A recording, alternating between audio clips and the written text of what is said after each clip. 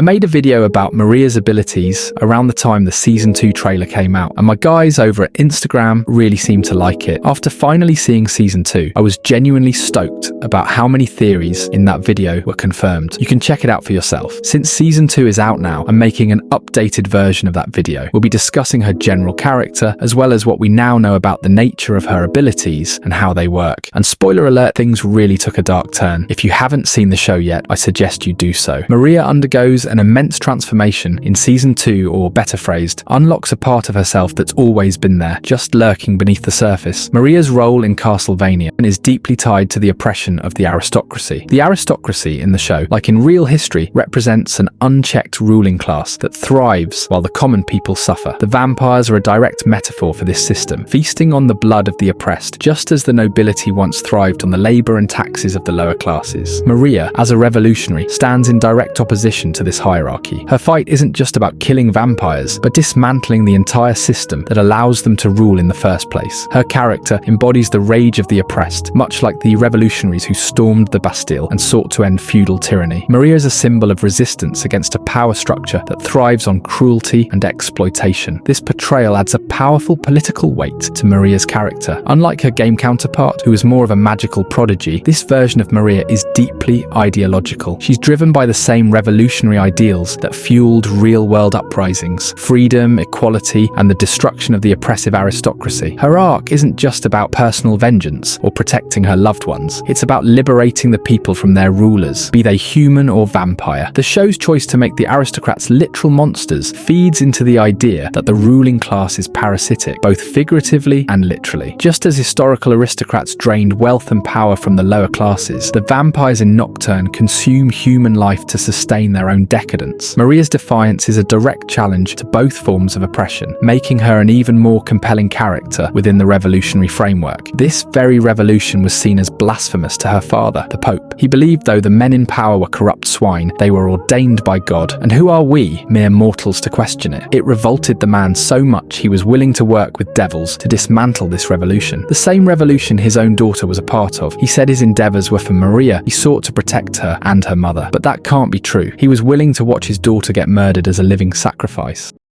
Do you still think God moves through you? No, you're not. You were going to let Elizabeth do it to me. Though to begin with, you thought she was only going to kill me. And that was all right too. Did you? I'm not a good Christian. I don't come to church, I don't say my prayers. The revolution, which I support with all my heart, has declared... Talk about Father of the Year. Thank you to the Academy for this. All 6,000 members. Thank you to the other nominees. All these performances were impeccable. And he calls Maria to inadvertently lose her mother to the darkness. Really can't blame Maria for the daddy issues. The story with her mother is tragic. In a sense, she lost both parents. I believe Season 2 represented the corruption of the Renard family. It told a tale of how the seed planted by her father ran deep and ended up shrouding mother and daughter in a cloud of darkness. Let's see what unfolds in the following season for the Renard family. Maybe they could be happy again, live as one, if Dracula and Lisa Tepesh could. There is no darkness, the light can't overturn.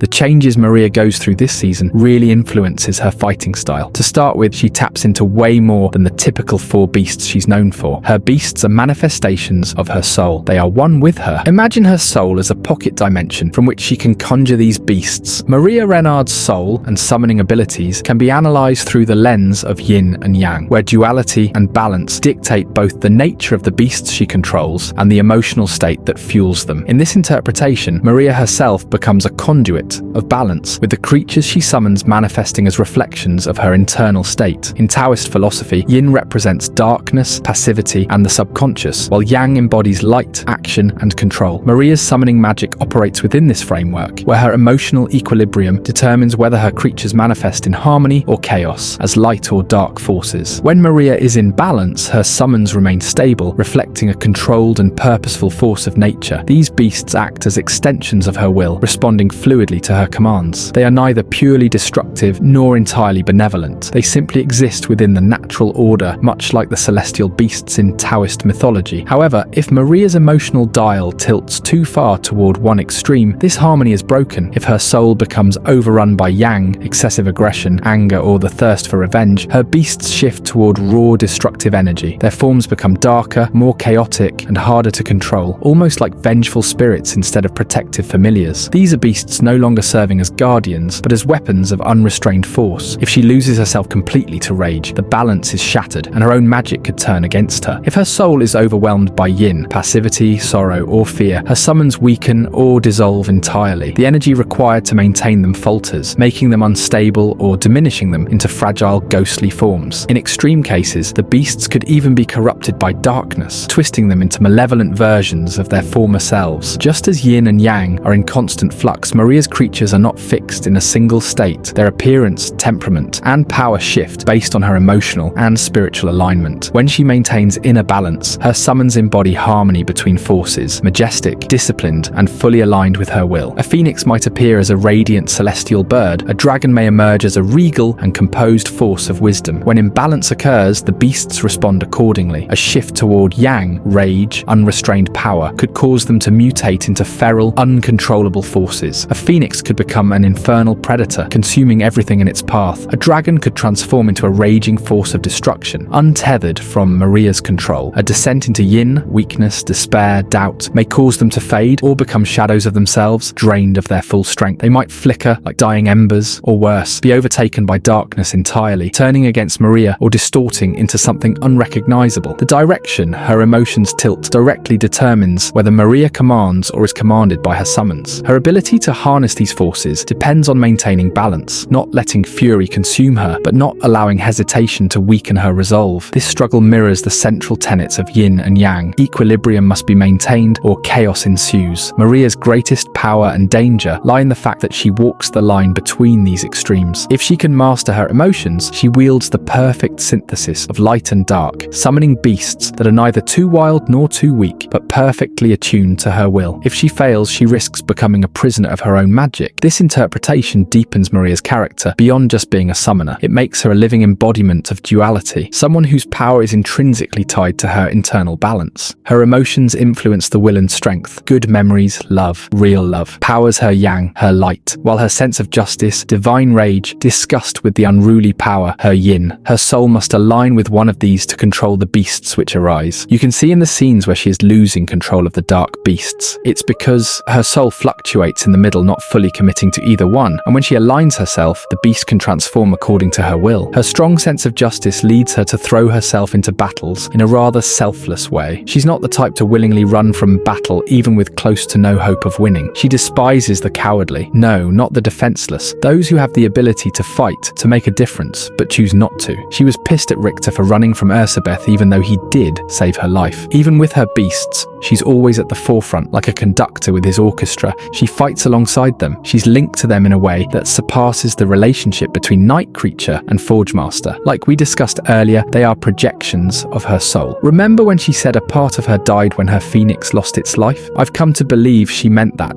in a literal sense, when she was battling Erzsebeth with her kaiju. Erzsebeth's attacks caused her dragon to bleed. If you pay attention, you'll notice this attack also physically affected Maria. So why wasn't Maria hurt when her other beasts were hurt, you ask? Because they didn't make up a significant enough portion of her soul to manifest a physical injury on Maria, but regardless, she still felt the emotional hurt that comes with a portion of your soul dying, no matter how small. Her dragon was a significant enough manifestation to cause the damage to manifest in the physical plane. She made a comment about reaching her father after he died. Perhaps she may be able to tap into darker dimensions, serving as a conduit for the creatures of hell, something she may share in common with Forgemasters. I always wondered if Maria can travel between planes by entering the portals she opens. There were a number of parallels between the first iteration of Castlevania and Nocturne. I plan to make a video on this later, but one of such parallels is the consensus that stupid old men are the cause of most of the problems in the world. It was a sentiment shared by Carmilla and Maria herself. I wasn't going to be dictated to by mad old men anymore.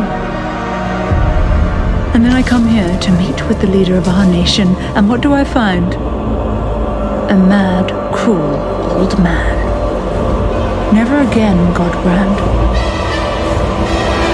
Never again. How do you know what my mother wants?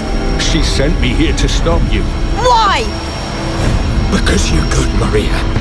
Your power is a force for good in the world, not for killing stupid old men.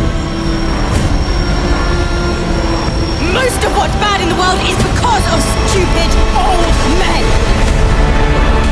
The parallel also exists between Alucard and Maria. They were both the children of forbidden love, forced to kill their father after losing their mother, both betrayed by people they thought they could trust. I believe Alucard in the end saw the darkness brewing in her soul, the path he narrowly escaped because of the pain and betrayal he experienced. You could see the concern in his eyes, for he knows what may come of this, what lies in wait if she gives in to her bloodlust. The forces of evil far and wide, man or beast, will come to fear the name Maria Renard.